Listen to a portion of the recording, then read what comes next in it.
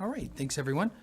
This is Scott Rogers. I call to order the Appropriation Committee meeting of Tuesday, February 4th to order. This open meeting of the Northborough Appropriations Committee is being conducted in person and remotely, consistent with Chapter 2 of the Acts of 2023 relative to extending certain COVID-19 measures adopted during the state of emergency. All members of the Northborough Appropriations Committee are allowed to participate either in person or remotely. The Act allows Northborough Appropriations Committee to meet in person and remotely so long as reasonable public access is afforded so that the public can follow along with the deliberations of the meeting. The public is encouraged to follow along using the posted agenda unless the chair notes otherwise. Members of the public who wish to view the live stream or the recording of this meeting may do so by going to Northborough Remote Meetings on YouTube via the link listed on the agenda. Ensuring public access does not ensure public participation unless such participation is required by law. This meeting may feature public comment. Let me confirm members are present either in person or remotely. When I call your name, please respond in the affirmative. George Brinkle. Here. And Bob D'Amico. Here. And Terry Halloran. Here. And Jeff Knight. Here. And Tim Kalin is traveling. And staff, when I call your name, please respond in the affirmative. Stephanie Bacon. Here. And Jason Little. Here. And soon, Isabella Caruso. Here. Thank you. Great. First order of business, if we have anybody from the public, we take public comment. I do not see any hands raised in the meeting nor in the room, so we'll go on to the next bit on the agenda. For our last meeting, we deferred the election of officers so that there's an opportunity for the full committee to meet. Although Tim is not here tonight, he did send me a note that he said, please proceed with the election of officers if we want to. He was fine with whatever the committee came to. So we have, as you'll remember, three positions. We have the chair, the vice chair, and the clerk. Our currently with myself as chair, George as vice chair, and Tim as clerk. I know I am willing to continue to serve in that capacity if nominated, but if there's anybody else that wanted to be nominated and take that job as well. So to get things started, I'll open it up. Is there a nomination for Appropriations Committee Chair? I nominate Scott Rogers. Second. Nominated by Terry, seconded by Bob. Are there any other nominations? I should nominate chair. Tim as a joke. His note did not say whether he was declining of any other further. Oh, he's not here. Yeah. Any other nominations?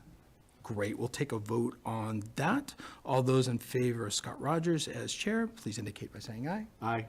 Aye. Thank you very much. That is a 5-0. Are there nominations for vice chair? I nominate George Brinkle as vice chair. Second. Bob, second. Thank you very much. Nominated by Terry. Any other nominations for vice chair? Hearing none, let's take a vote on that. George Brinkle as vice chair, please indicate by saying aye. All those in favor? Aye. Excellent. And I assume no one opposed. Yeah, I heard George say his own bit. And clerk, are there any nominations for clerk?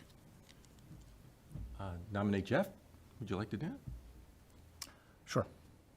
And given that this meeting, we have staff, support in terms of creation of meeting minutes, it would really come down to if there was anything that needed to be signed or represented by the committee, then the clerk often signs those types of paperwork.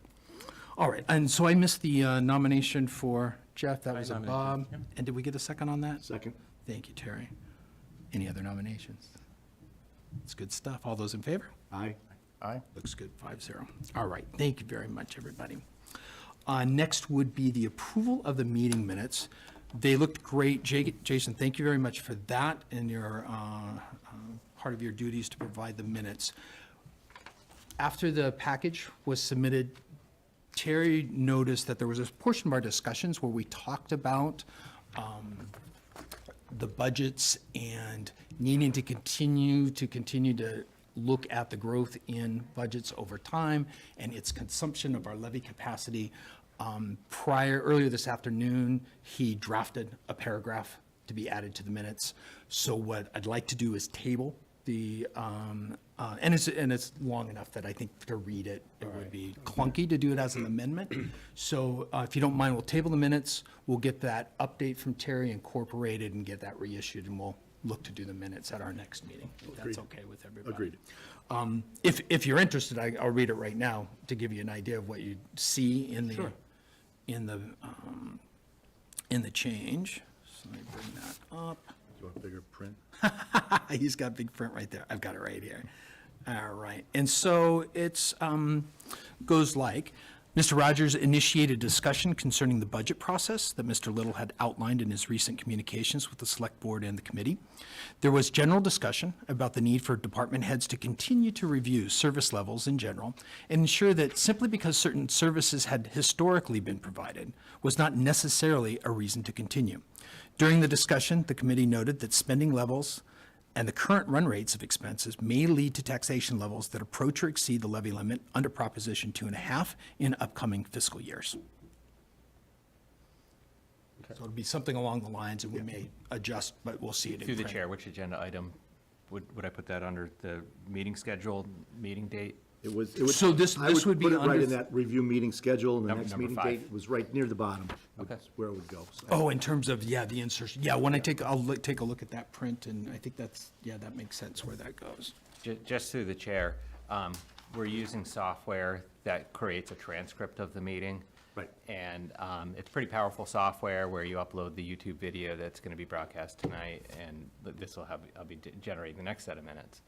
But I go through that, and I tried to summarize it a lot because I know the purpose of the minutes isn't to create a transcript, it's to record what happened at the meeting. Correct. And the heart of it, and I tried to boil all of this down to the heart of it. So have no problem adding a paragraph, and I remember the conversation Yeah. at the meeting, so I have no problem adding it or taking it, but like I put effort into trying to make these as short as possible, and if anything gets missed, or it could be added back. Totally understand. I know as all my years as being corporate secretary for a bunch of corporations, the comment was, from the lawyers, always keep stuff really simple, and, questions were asked and full discussion ensued was the type of language that we used to use.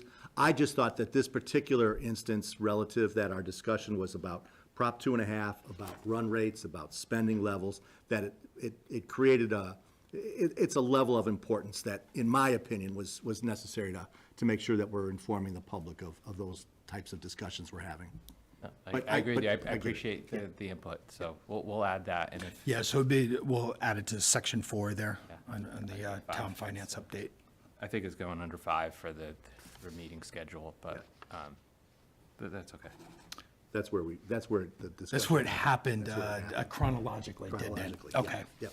So, So through the chair, if people are comfortable voting on the minutes, given the amendment, I'm happy to update them, and then we'll post them with the clerk. so was my reading it, was that sufficient that you got the, that we don't need to table it? That's We can fine with take a me, yeah. vote. Okay, great. So is there a motion on approving the meeting minutes January 23rd as amended? Approve as amended. All right, there's George. Is there a second? Second. Thank you, Terry. All those in favor? I'll abstain since I wasn't at that meeting. All good. True. Good choice. I guess I should abstain too. No problem. And just to let everybody know too, if on a meeting that you're not here, if you're able to view the recording, read the minutes, nothing precludes you Yeah, from I then know that. voting on it. I didn't, so.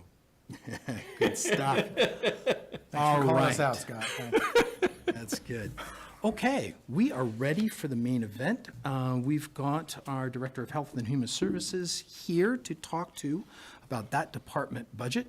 Isabella, I'll turn things over to you. Thank you so much for having me. Excited to be here. I am just going to share my screen. Hopefully that works. All right, is everyone seeing that?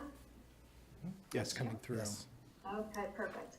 So I am going to take just a few minutes to kind of just talk a little bit about our department and how we're set up. Obviously, at town meeting in April, we did a reorganization, so here we are.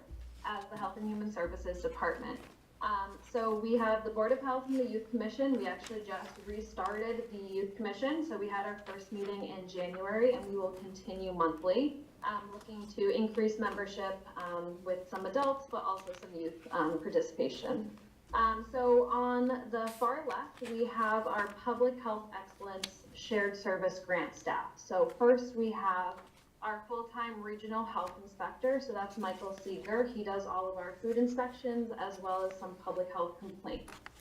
Again, this Public Health Excellence Grant is for Northborough, Southborough, Westborough, and Boylston. So all of those services are in all 4 towns. Then we have our regional public health nurse contract through the Salmon VNA, and they do all of our community-wide blood pressure screenings, Narcan and CPR trainings, vaccine clinics, and then infectious disease investigation. Next, one of our new team members, Michaela, she started in November. She is our regional epidemiologist and shared service coordinator, so both of those roles are full-time, or make up a full-time staff. So on the shared service coordinator side, she coordinates the regional grant and all of the services that we provide. That is a requirement of the PHE grant. And then for her other half-time, she is the epi, and she reviews and translates data, as well as creating health communication and helping out our nurses with the disease investigation through the Maven, Massachusetts software. Next, we move into town-funded staff.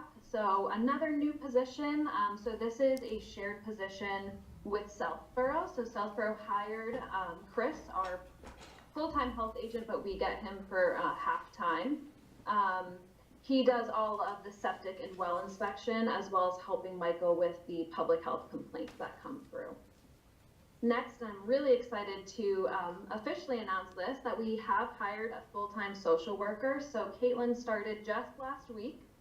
So she's onboarding and really excited to be here. So once she's fully onboarded, she will be doing short-term one-on-one counseling, as well as therapeutic groups, support groups, as well as mental health prevention programming. So really trying to get her into the community. We've already met with the schools, as well as offering office hours at the library. And then we have another new position, the community outreach coordinator. So Liz started in October. And if you've been on social media or our website, you know Liz has been very busy. So she is doing all of the work to connect our residents with the department, as well as connect them with local, state, and federal resources and referrals, as well as to help them fill out applications like fuel assistance.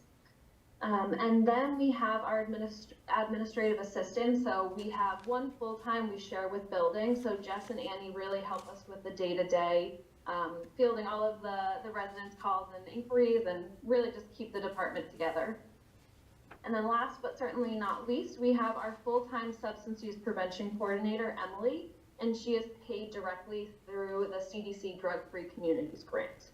So she does all of the youth prevention substance work, and that is a grant between Northborough and Southborough. So really working inside the schools with police, with all sectors of the community, which is really coalition work.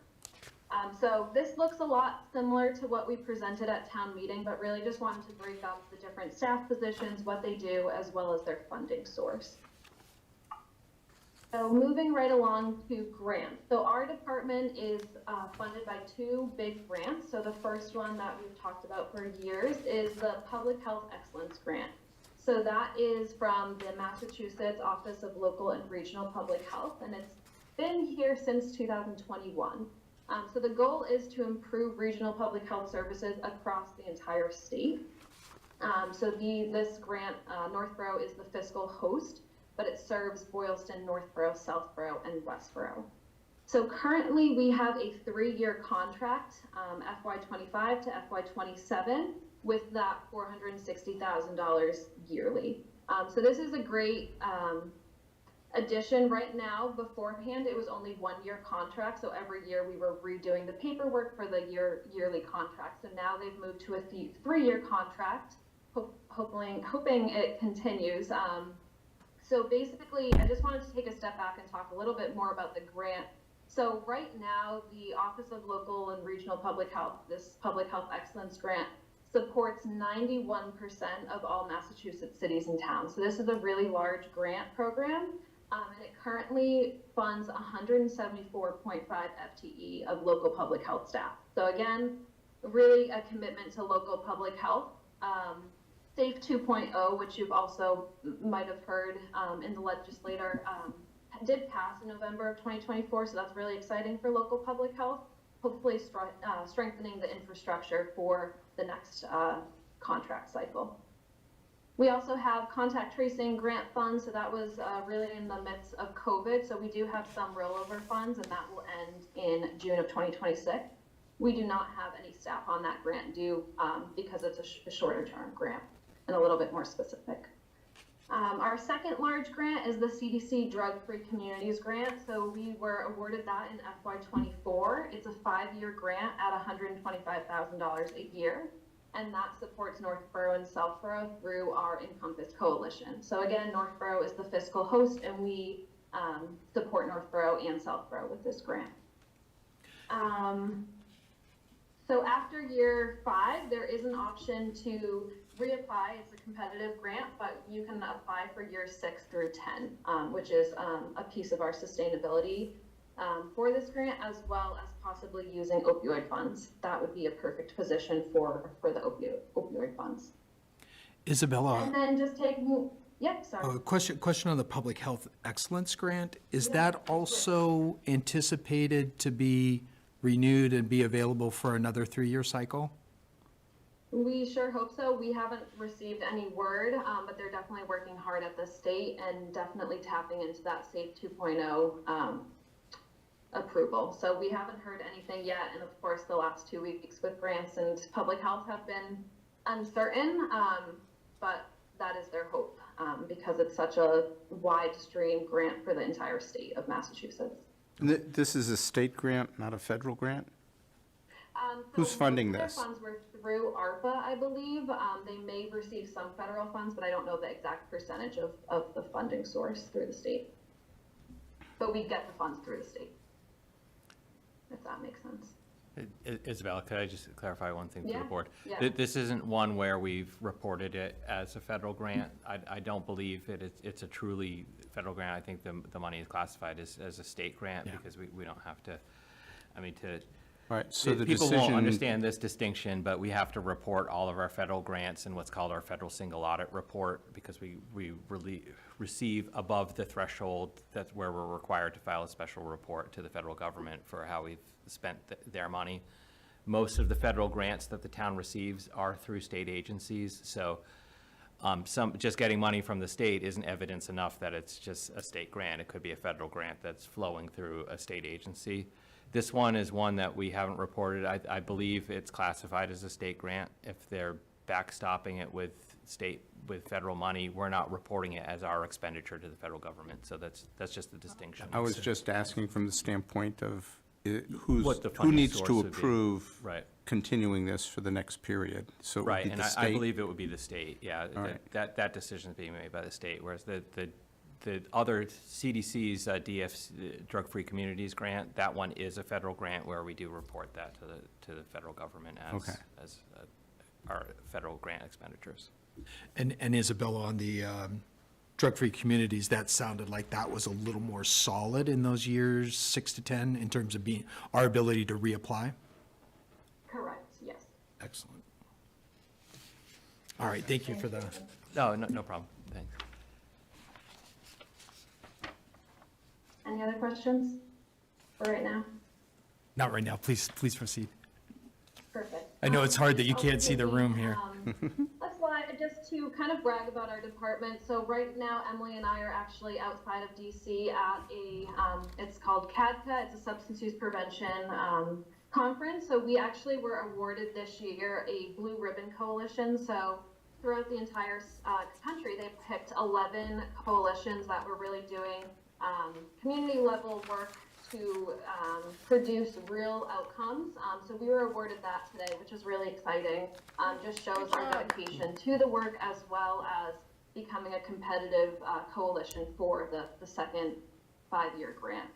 And then secondly, our Greater Boroughs Partnership for Health, for that PHE grant, we received an award from Massachusetts Municipal Association, the Pickard Innovation Award, for all of our work to advance public health standards. So all of our nursing services, our health inspections and environmental health, they've really saw that as a commitment to health equity and community services. So we're really excited to also have just been awarded that just a couple weeks ago, actually.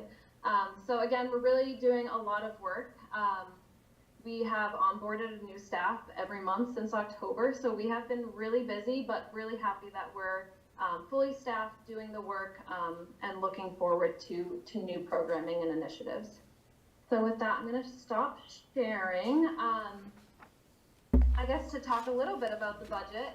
So the health budget, so it's still broken up into those two department budgets as I am overseeing both. So the big change with the health budget is an increase in the health agent wage to cover that part-time Chris's salary. We really needed to improve and increase capacity in our environmental health work. And then in the FYS budget, the biggest change or increase is about $1,800 in the interface referral service line, which we've had since I believe 2021, or right after COVID. And that basically offers all of Northborough residents and staff to have access to the interface referral line to connect those with a mental health professional within 2 weeks. So that's a service that we still use. And the schools have also been a great, advocator of referring students to that line. So Jason, I don't know if you want to talk more details about the change in budget and then the opioid funds. Yeah, help me orient to which line did the change for the interface? Oh, Scott, if you flip to the last page of the budget document that has Oh, the I see, heading for health contractual and- services. Yeah. Gotcha. Contractual services, correct. 16,250 to the 18,000. Okay, got it. I was just having trouble orienting myself that way. Excellent. Hey, just to go back a little bit in terms of the department merge and the structure. So I think it's very exciting that what had been our inability to hire a social worker because we were advertising only half-time under youth services. So the benefit of the merged department was finally to be able to fill that position, to be able to offer a competitive, a worthwhile full-time position, and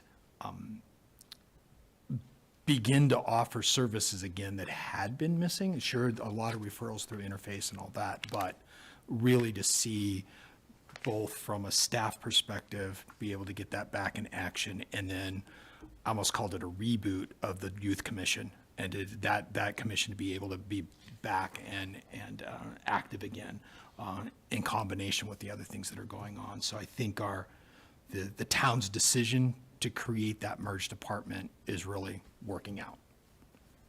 Just wanted to give that little advertisement there. All right, more on the budget. Oh, yeah, so if you turn back of that same document, I'm flipping to it myself. There's the part that says significant budget changes, Yes. and Page, we don't have page numbers yet, oh, yeah, 528. the one that says 5-28. Yeah. Those are subject to change too, once we put everything together, but, Yeah. the overall, the budget is going up 4.92%. However, if you take into account that we're proposing transferring money out of the opioid settlement fund of $10,000, once that $10,000 is netted off, it's a net increase of 2.43%. And where would that increase be, or that transfer be applied? Well, typically, the mechanics of that would be that under Article 4, where the town's budget is voted, there would just be an additional line within that list of transfers that we vote out to Okay. just underwrite the general fund budget. And would it, in terms of then, is there a specific target in the Health and Human Services budget that would get, or it'd be more Well, of just a general? the budget would be whole, and we just would have a funding source of $10,000 being transferred in. Yeah, what I didn't know is out of the opioid settlement money, if there Oh, were it would- certain restrictions on what it could be used Well, for. it would be navigated, we have to do reporting as part of the settlement agreement, and it would be targeting the outreach coordinator. Outreach coordinator, okay, great, excellent. So it'd be targeting, sorry, the social worker. Oh, that's the purple on Correct, the yeah. chart. Now I see the color Yes, code. and then according to the opioid settlement kind of criteria, it meets two, so connections to care as well as supporting greater access to mental health services, specifically in young people. So with that, 10,000, the social worker would definitely be meeting the criteria for the opioid settlement funds. And then my follow-up question to that, would it be advantageous to transfer even more to cover that role and those programs? Yeah, I mean, that would be up to, we could potentially increase the amount, I believe, but that would be, I'd have to work with Isabella on that to And determine it depends much. how many hours Yeah. the social worker's working with opioid. Yeah, so I think that's, and I bring it up because it's kind of another example, right, of that continuing conversation we had the last meeting. Is there, if there's opportunities to use funding sources appropriately, right, under those restrictions, and, I mean, going $10,000, $20,000, $10,000 here and there isn't going to offer much relief against the levy, but I feel there's kind of consensus amongst a lot of the financially focused boards, committees, and commissions that any sort of relief just kind of helps us. So that's kind of what I asked. So I'd say if there's an opportunity and it makes sense to use even more of that opioid abatement settlement money, opioid Yeah. abatement settlement, I said that phrase right. Let's take advantage of that Right, and I within the think bounds. you can't see us, right? Yeah, Dave, is there a way to include the room camera in Zoom so Isabella can see us? Oh, great, thank you. Yeah, that'd be great. It was odd, because when I was on the phone the other day, but, The touch isn't working, so you gotta use the mouse. oh, In okay, front of the computer. Sorry, Isabella, I meant to do that much sooner. that's probably why. And then you might have to. I can see now. Can you- Oh, okay, perfect, super. Yeah, so it just depends how often the social worker is actually working with opioid Oh, issues. right, so it because has could to- ebb and flow yeah, based on actual exactly. So- cases. So I'm sure Isabella will figure that out as how much she can pull from that account. Okay. Because there is a considerable amount. We're going to be getting installments annually as part of that settlement agreement. And I think they're projected to total about $923,000 through 2038. So we're going to be getting small pieces every year. We got some money up front. So I think it's kind of front-loaded where we have about $230,000 in the fund right now.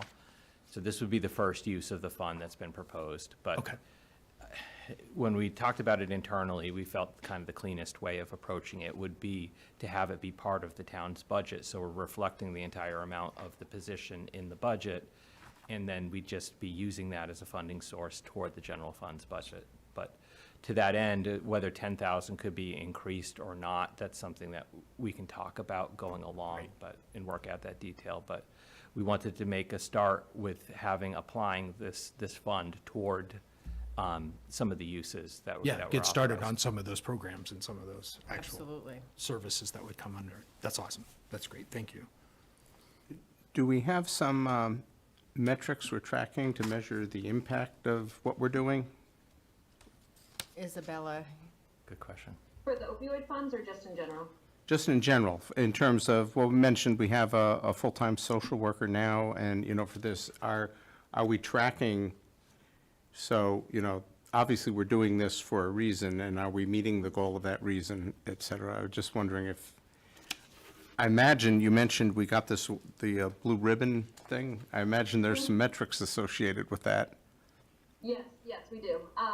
So that's the coalition, so definitely have specific goals and activities and outcomes. For the social work and the case management, we do track all of our data right now on Excel, obviously HIPAA secure, but I'm working with David currently to get a HIPAA case management software to make sure that we can actively and accurately track different cases, a number of people, but also the referrals we're referring them to, as well as the amount of times we talk to them, all of those different activities. So doing it kind of not very cleanly in Excel, but a good Excel table works. But working with David currently to get more sophisticated software. Because it would help to know the impact of, the benefit that we're getting out of doing this. And how many people we're helping, yes. How many people, and kind of how that, is improving the quality of life in Absolutely. Northborough, Southborough. Yep. Yeah, absolutely. Okay.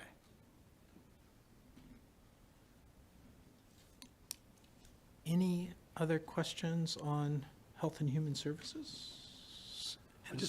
One just general question. Are the numbers we see here, is this net of all the grants or is it gross of the grants? That is net of the. This is all that, grants, so this is the yes, net impact?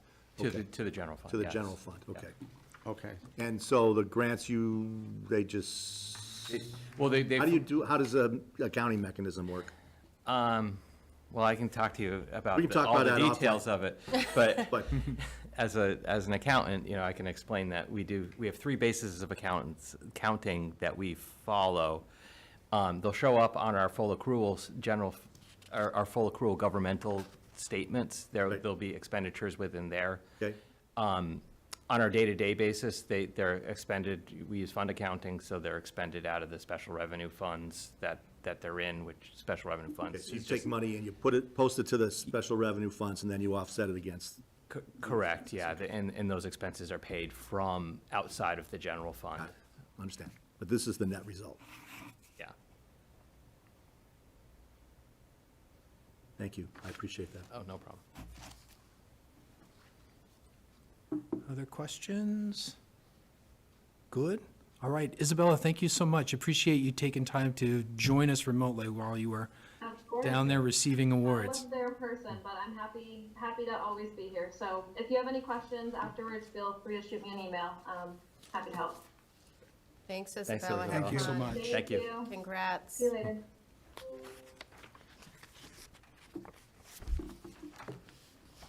Right, next on the agenda, an update on town finance. Jason, I think you've got an updated memo.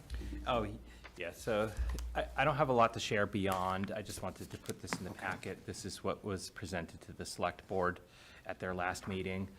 It was just to give a snapshot of where we were with the total budget. Again, there's a lot of details to work out before we're comfortable releasing a lot of details about what's included in the numbers, but these are sum total where we were. The level service number in this memo is evolving, so that number is going to change moment by moment as we go through these budgets and so forth. The point that I wanted to make with this memo was that we calculated what the upper limit of departments, how much they could go up in total through this exercise, using all of our levy capacity. And then we presented a number at the summit over the summer to kind of telegraph where budgets are going if we use some very, very conservative and kind of austere budget increases for the next 5 years or so. So somewhere we're going to be between the summit model, which was not necessarily realistic to think that the school budgets would come in at 3% and health insurance would come in at 4%, because we're hearing a lot higher number now. It's going to be somewhere between that and the summit, the upper limit. It's going to be somewhere between those two numbers, and those are the boundaries that we have to work within, and that's why it's evolving so much. The other thing that I wanted to present was I wanted to update these two affordability measures that we do on the basis of evaluating where we fall versus the other cities and towns in the Commonwealth. There's 351 cities and towns. Northborough's tax bill is FY25 is the 70th highest tax bill in the state. Relative to other cities and towns, that's been somewhere between, in the last 10 years, has been somewhere between 55, 60, and last year in 24, it was 74, now we're 70th, so we're definitely, the town has definitely, their tax bill relative to everybody else, they're seeing their average tax bill relative to everybody else has gone down relative to everyone else. While it's increased, it hasn't increased to the same extent that others have. And then, that's literally just looking at it in terms of statewide ranking. The other thing we look at is those rankings relative to our neighbors. So we're typically in the same region as these other towns that are listed in the memo. So the point was to look at what are the income tax returns that the state has data for per capita relative to the average tax bill, to kind of get a measure of affordability, how much effort is being put to pay the bills. Anybody writing a check out probably feels a lot of effort, but it's using a metric of data that's evolved from the state. So when we did this calculation using the data from last year, it was the Northborough's tax bill relative to its per capita income returns was 14%. So by this measure, the tax bill is becoming more affordable. So people may be incredulous to hear that at home, but it's simply the metrics that are that are available to us to measure these affordability. And that was the purpose and update that I have on the town finances at this point. Jason? Yeah. So the concern I raised last summer at the summit, and then I raised it again at the firehouse, our meeting right before that meeting, the special town meeting, is that if I feel like our goal is untenable and unaffordable, and we're looking at, like, it seems like if we come in at a 10% tax levy hike, then that's kind of what we're aiming for. And we're just starting down this long, dark tunnel of debt service for this shiny new firehouse. So I think this affordability metric is going to look very different this time next year, and it's going to continue to look different each year as this. So I just think that the departments need to be aiming for something closer to a level service in light of all the debt service we're taking on. We're still a landlord where we shouldn't be. We're still holding on to property that we shouldn't be holding on to. And I just think that using 10% tax levy increase as a goal is a mistake. And I think that the department should really be looking at that as they go through their budgets. Right, so to that end, the 10% wasn't a goal, it's just a reflection of the obligations that the town has that have been voted, the primarily being the debt service for the fire station that was approved. Within the level service budget requests, that says 7.47%, but that's simply reflecting some of the fixed costs that are coming in higher than we anticipated. The departmental budget requests that we've gone through to date have been much less than that number, but they're combined with the fixed costs in this table here. So again, as we set aside to do this, it's 10% isn't a goal, it's just to reflect the requests as we come through them and knowing what the context is. Somehow I'm not feeling any better. Yeah, and I think we talked a little bit last meeting too, kind of the difference in some of the scope and setting our schedule of which departments we needed to have presentations from. In that, you saw Health and Human Services, a little bit of opioid money, kept them under a 3% increase, right? Library coming in under at 3%.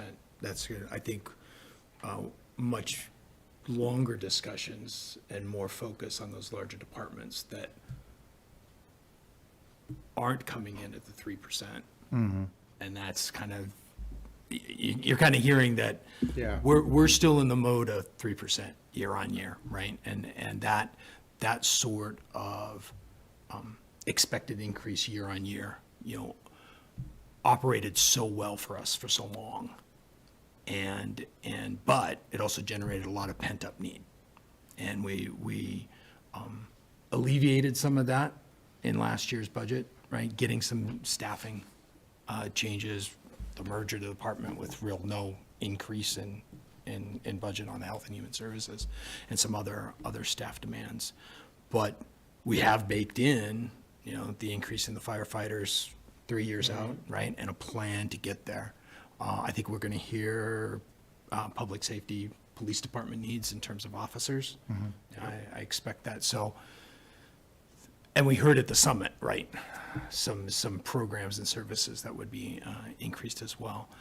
So you're kind of hearing from members in this committee that, we're going to try to track to that 3% kind of mode as much as possible, because that's historically, kind of emotionally, what's worked for Northborough. And there's that kind of, not inertia, what would be the right term? But anyway, that's been kind of a financial policy and a perspective that's been in place for a long time. Now, understood though, real needs that we have to take, but it's more of that being kind of our default going in as we look at these. Am I saying that? Did I do that well enough, George? That's kind of represent history. I would not like to explain to my neighbors how their taxes are going up 10% next year. It just seems that big a jump is unreasonable, or. And we have a hard enough time, just recently tax bills came up and it had nothing to do with fire station, right? It's just the normal Right. recalculation that happens, right?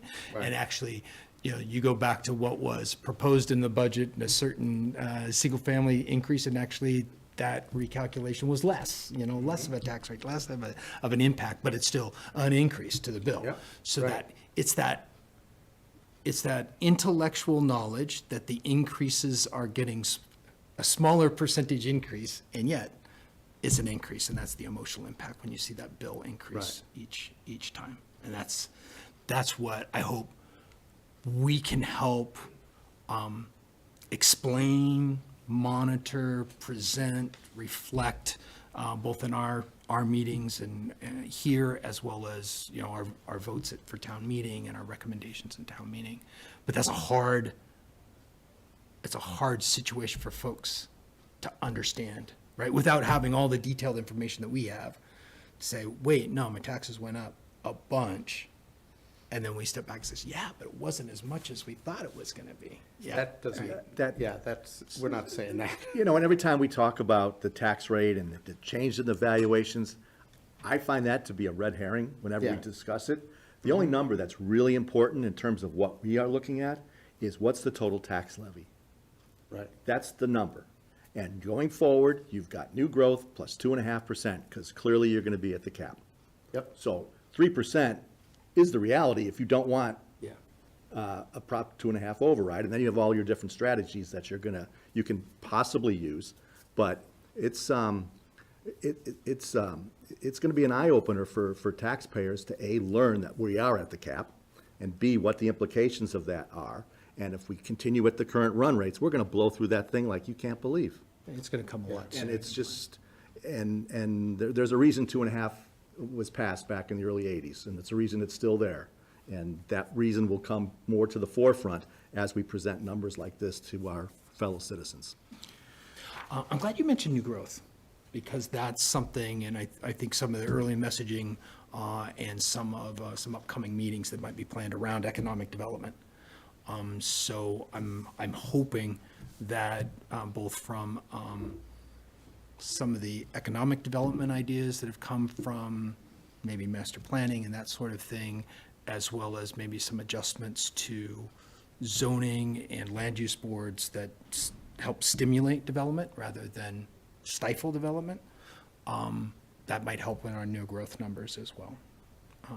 Do we have a new growth number yet from the assessors, the estimate that you're going to use for, I think we've been estimating somewhere in the neighborhood of $30 million of value. okay? But that $30 million of value is in comparison to $4.5 billion of total value. Yes, I know. So So we try to look at, again, there's getting to the new growth number, which is a function of Proposition 2.5, which that includes personal property Right. growth, which is depreciates quickly. Yep. What we want to track is the growing total tax base, and that's what the real value in growth in the town. the town has this capacity because of development, and that development started, it was about when I came here back in 2008. The Northborough Crossing was being constructed, and Avalon Bay Apartments came in, and we've got a good slide in in some of our presentations, but of the new growth that has amassed over the years. And $30 million is actually a low number, and we've used that conservatively, and we used that number for, to craft the FY25 budget, and going out into the future. And it's hard to explain to people, that's because there's not developable parcels in Right. town anymore. Right. And, the big push was Northborough Crossing came, that was, the town benefited from that as a result of that coming in as real value that came, real taxable value that came to the town during that 2007, 2008 recessionary period where everybody thought it was going to be delayed, and it continued, and it came to town. So we generate a lot of levy capacity as a result of that growth. The second event was the Avalon Bay Apartments that came, $200 million of value dropped in. And then the other one was the warehouses that were developed. I mean, if you like them or don't like them, they did have taxable value that added to the I like 'em. capacity of the town. That's taxable value. Right.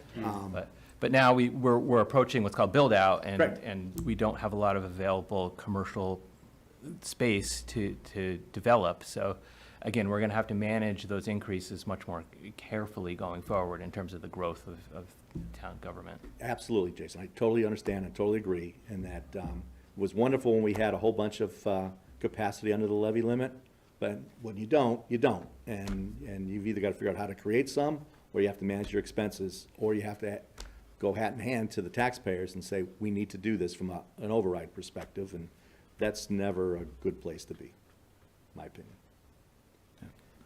We're going to need to be real clear this year what is driving the 10% increase kind of thing. Now, we've got obviously the debt service of the firehouse, but what other things are driving the budget up, and are we prioritizing our needs correctly? We're adding to fire, there may be some things that come up, in public safety areas, et cetera.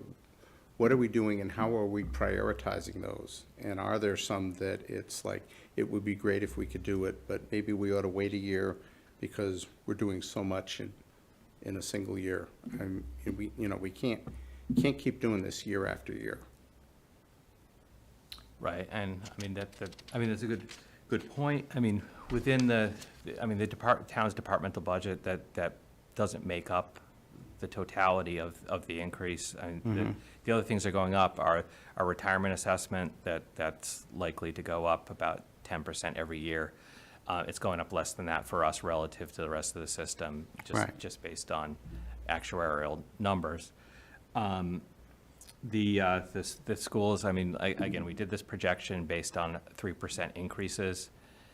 Schools are coming in more around 5% in total. So, those numbers are where it's going. And then the other biggest increase on a one item or unique item kind of thing is definitely the fire department, the fire station's debt. Right. Jason, on this one item from the memo, the special articles Yep. totaling like 3.6, what's an example of the Oh, things that are that's simply the categorized there? capital articles. So Oh, that is, okay. they're thank not you. tied directly to each other, but if you were to look at the free cash that's being Okay, applied, that that's going to kind be our of capital. offsets Okay, that, thank yeah. you.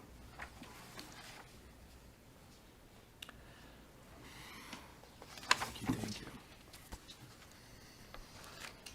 All right. But again, any one thing, speaking of the special articles, the capital plan as well, in these predictions of the constrained budgets going up only 3% for the next 5 years, we've modeled what it would cost to borrow for the excess in the capital plan beyond what we have available in free cash and money available to us today. So there's, we're going to have to look at a constrained capital plan as well, because the inflation, it's it's more so in terms of municipal vehicles and than people are facing in their ordinary life, so. Right, it's material costs and everything is doubled compared to what it used to be. You know, to that point, though, that's true, but last year, if you go through the town meeting articles for Westboro, they got 2 police vehicles for the same cost, and we got 1 police vehicle. So it makes you wonder if whether our department heads are actually taking a good look at trying to get the best value for the money and maybe not getting it exactly custom the way they want. I heard Scott talk all about his vehicles and how they had to be this kind of chassis and this kind of that.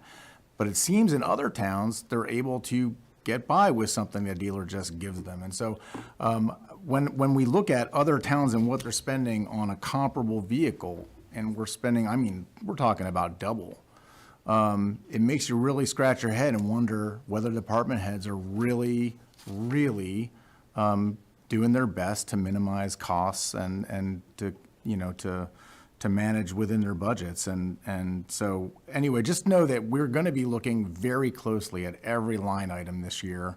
We will be looking at what other towns are doing, and we'll be questioning them on that. And we really didn't have time to do that last year.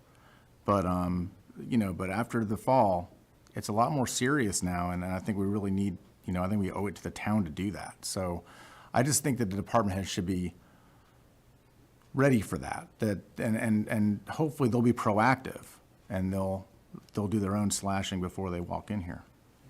Well, to that point, I mean, I think the example you brought up was police vehicles, and I can't speak to that specifically. I don't know the circumstances around the Westboro's police vehicles, but I would assume that they're probably using the same collaborative procurements that the town uses. There's a few of them. I mean, obviously, we're subject to procurement laws where we're required to seek competitive quotes and so forth.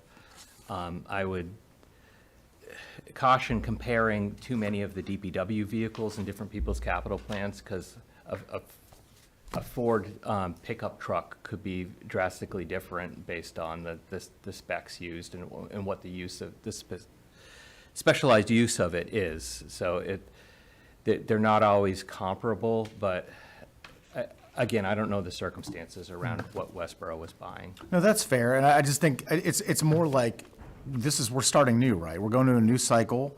We're getting a better jump on it this year. And thankfully, we have a town administrator in place. But I just think that, you know, we have to find a place, right, where we can make things manageable, because otherwise, like, you know, Terry just said, what are you going to do? We're going to be stuck, right? So, okay. No, we hear you, absolutely. Good stuff. Any other questions on that financial update? Only comment is that I didn't know that in finance and accounting, and also he does minutes. I didn't realize that that's, you know, so Using software. you're a And person I'm of here- I'm all here- hats. So used to being both town accountant and Yeah, financial so, director that you you know. give out the accountant stuff, you had to pick up additional work. That's it. Okay, good stuff there. Thank you, Jason. I really appreciate it. Thanks, Jason. Actually, I appreciate this part of it. This table was very helpful. I know that's a moving, you know, things are in flux as those coming in, but having that kind of summarized to get a feel where things are going is very helpful, so appreciate that. We want to talk Aspet Valley? Oh, yeah, the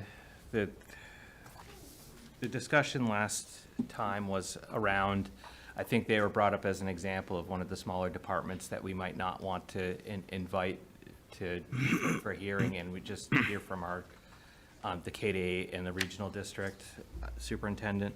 But we did get an update on where their budget was for FY '26, and maybe we do want to invite them in. Yeah, I think given Back to the queue. the significance of your change in students, which very, you know, is like the direct impact to our assessment, right, is the number of students. But what, in getting back with the superintendent, if he could also characterize outside of what the increased assessment is of the increased students, just if our students had held the same, what the budget growth would be. I think that would be a good comparison to kind of understand how much of that increase is just student enrollment versus how much of the increase is cost, the budget increases for like. Right, and to the point of the FY '25 transfer request that you'll consider tonight, Do you want to, I'm still comfortable moving forward with that. Oh, to no, handle no, the I am as well. 477. Okay. But I was hoping you would as well. Yeah. But this page that's in the memo was cut from their budget presentation last year, and that was we received the letter from them saying that they had voted an increased assessment. We inquired to them the reasons why they would increase their assessment. And then we did our due diligence to make sure that it was accurate, that the reasons why they, so. Yeah, and according to the memo from the superintendent is that, they got their final state budget numbers. Yeah. And we're $477 off, right? So I think the motion on. Can I ask one question Yeah, go first? ahead. So all of the communities that are assessed by Assabet, they all saw some form of increase based on that calculation that determines what our assessment is? Well, no, some of them some of them had decreases because they had budgeted increases for them when they were beyond what the state had calculated for minimum contributions. Oh, I see. So- Okay. So I don't know if the overall assessment adjustment was a net of zero, where they just reallocated who was being assessed, but our assessment was lower than what the state's calculation for our minimum contribution was supposed to be, and that drove the 477 Got it. increase. Okay, thank you. So I believe some of the towns did have decreases per Right, that makes per sense. calculation. But it's all still done by that kind of magical algorithm we talked about last year, right? That it's done at the state level and it's, right, Correct, the okay. Chapter 70 Perfect, formula, yeah. Thank you. I know another thing we talked about with Assabet was their capital plan.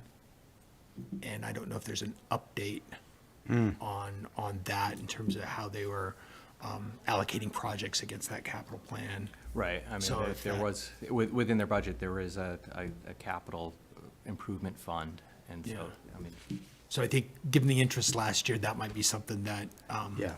as the superintendent presents to us, to just kind of have some thoughts against how that strategy is working, right? Because it was a new strategy for them, right, to set aside a capital improvement budget and then put projects against it.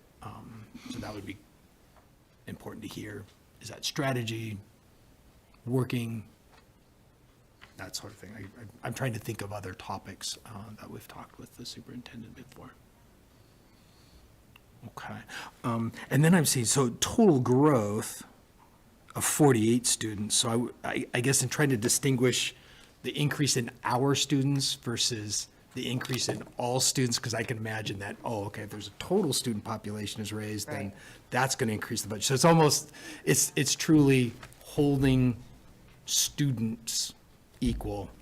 What might the budget increase look like? Did administrative costs rise from like a per student perspective? I think you get what Right, I'm saying. absolutely. Yeah. And that's all part of that calculation, right? Like, so we got about, what, I guess 8 additional students, and right, and I think that's a great sign. I mean, I think it's great that our kids are getting in, because it's not easy to get in to Assabet.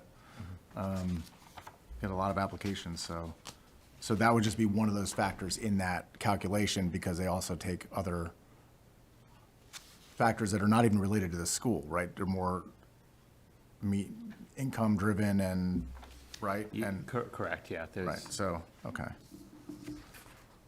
the minimum contributions include wealth factors, so. Right, right. And just because I thought of it, and it's, has nothing to do with Assabet, but in the realm of school, could you help me remember to Superintendent Martineau, the costs for the students that go to the agricultural school? And I know that is a significant cost. Yeah, just so people here know, we carry that in the town side of the budget, because okay. I don't know why the history is what it is, but we do include that within the town budget is the Norfolk agricultural student.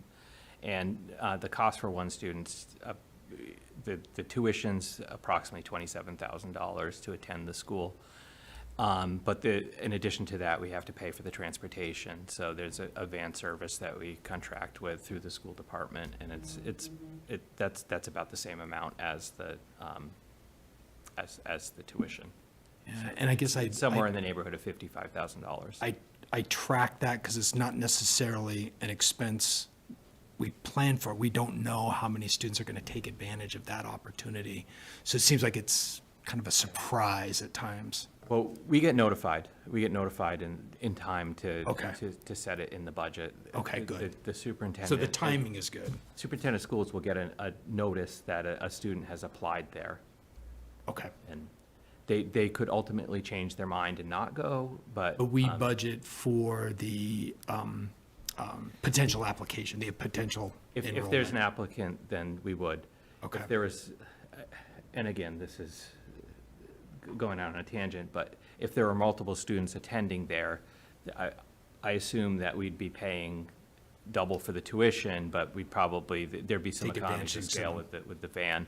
And I think the van probably is being coordinated to go through neighboring towns that have students that go there too. The school's in Walpole, Mass. Carpooling arrangements from a transportation perspective. Okay. So we do not have the updated tuition yet for that, but it'll be in the neighborhood of $55,000. And I believe the one student that is there will continue going there for the next year. Okay. And so the timing that we will know what the application numbers are, Well, do you know? we'll recall? check in with the schools, see if they've received any notice. I think it's, I don't know a deadline, but I think it's the end of February when they Oh, okay. tell us. Okay, so So it's before he presents his budget to us? and it's even going to be part Well, of it the would town be budget. before we're done with the town budget, because we include those costs in the town budget. Okay. We'll have that. Yeah. Yeah, sorry for that tangent. It just, No, as that's we were all- that's all talking right. about regional Assabet enrollment, it just made me think of the agricultural with Norfolk as well. Forgive me if I missed it. What's the source of the transfer? Where are we transferring the funds Oh, from? from the Appropriations Reserve Fund. That's what I thought. Okay. Good. Yeah, so don't have a draft motion per se, but it would be along the lines of approving the transfer of $477 from the Appropriations Committee Reserve Fund to, help me, Jason, To the Aspet Valley appropriation. appropriation or assessment. Yeah. So it's- yeah, I thought we weren't responsible for transportation part. So- We were talking about two different things, so I don't want people to get confused, but the school budgets include transportation within them. Right. We were talking about the Norfolk County That's what I'm agricultural talking about, students, yeah. so we are responsible for transporting the. For some reason in my head, I thought we weren't responsible for transporting to another. No, we are. In that instance, we are responsible for it. It was part of the school choice. It's because I don't know the citation off the top of my head, but it's a state law that says if our vocational school, local school district doesn't offer a program under a certain list of programs, that they're entitled to seek it elsewhere. And this vocational school, Norfolk Agricultural, offers the agricultural program that Assabet does not. So they're I entitled. understand that part. I thought the transportation was up to the parents to supply, but, No. okay. No, we had to No. pay in my former town as No, well, I unfortunately. believe with school choice, as a distinction to that, if somebody from town here wanted to attend another school under the school choice program, and the district accepted them, it would be the parent's responsibility to transport them. Okay, But yeah. under the agricultural program, there's a distinction there. Okay, It's that's a where I'm- separate set of law. That's why, okay. That's Thanks. great. I say we add on a farm to our, Yeah. it'll save us money. If we we can erect ask the some vocational classrooms at one of our town farms, Right. we've got 3 or so to choose from. So I'll go ahead and move then. Yeah, and let me just say that even more specifically, so it'd be a motion to transfer $477 from the Appropriations Committee Reserve Fund to the Aspet Valley Assessment for fiscal year 2025. Okay, so what, yes, So, I'll so moved and and Jeff and seconded. George. Thank you very much. All in favor? Aye. Hey, 5-0. Thank you very much. Next meeting and schedule looking forward. Any other departments have lined up, Jason, that we? Not yet, and I wanted to unfortunately talk about that in real time here. Next week, we kind of agreed to an alternating Tuesday schedule. Next week, financial planning is going to have a Tuesday meeting. The week after that is school vacation, yeah. which a lot of us will be on vacation that week, so it won't be available. I was going to propose if we can bring one of the bigger departments in, but would the Thursday, the 13th work for everybody here? Works for me. I'm good. 13th of February? Of February, right? I'm away. I'm so, okay. But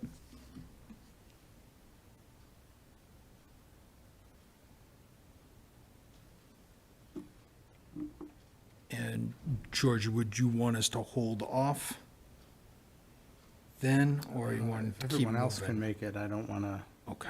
we've got a lot to cover, and Yeah, and then we, I'm away for the week, and if we lose a week, it's going to be tight. sounds good. So Thursday, the 13th. Department to be determined. Who's in front of financial planning next Tuesday? Do you recall? I don't remember. I think it might be Public Works. Okay. Oh, no, it's the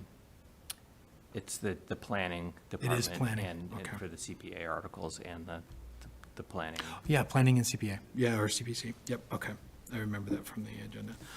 So, once again, if it makes sense, I'll see, Feels yeah, of I'll that. see if Lori has the bandwidth to do. come before you folks, and maybe John Campbell will be available for the That'd be CPA awesome. articles. Otherwise, we could try to get the schools rescheduled for that night, potentially. Yeah, they had a conflict and couldn't come tonight, so that's the initial schedule we talked about, and, I'm very grateful that Isabella was yeah, available. that was great to be able to bring her forward. But yeah, we ordinarily would have had the schools this week, but they had a conflict and couldn't attend. Sounds good. So we'll But continue to be flexible. Try to have the schools and then seek maybe the planner if. Planning sounds director, good. I should say. Okay, 2:13, and a 6 PM time still working for everybody? That work okay, Jeff? That works. Yeah. Okay, good. So 6 PM, 2:13. Anything else, Stephanie, Jason? No. I think That's enough? yeah, we're on the move. Move to adjourn. second. All right, that's Jeff and Terry at about 7:08. All those in favor? Aye. Aye. We are adjourned. Thank you very much. Thank you both. You, nice to meet you. Me too.